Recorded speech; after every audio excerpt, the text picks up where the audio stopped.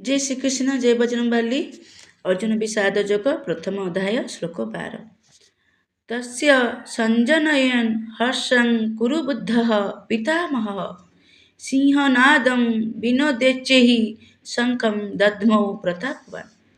Eighty Bhishma कहउछन्ति कुरुवंशर पितामह भीष्मदेव दुर्योधनଙ୍କର हृदय कथा से जानी पारथिले एवं तांकर प्रति थिबा जो स्नेह ममता श्रद्धा अति उच्च स्वर में संगनाद करी टिके आनंद देवाकू खुशी देवाकू चेष्टा करथिले।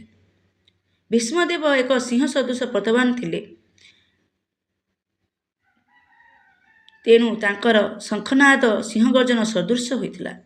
परोक्षरे शंकर प्रतीक रूपे से तांकर हताश होई पड़िथिबा निराश होई पड़िथिबा से दुर्योधन को जणाइथिले जे ए युद्ध रे तांकर विजयर आशा नाही। काहेकि ता कारण होची परमेश्वर कृष्ण पांडवों पक्षरे अछंती अन्य पक्षरे अछंती, किंतु तथापि यह तांकर कर्तव्य जे से युद्ध परिचालना करिवे एवं से किछि हेला करिवे नाही। जय श्री कृष्ण।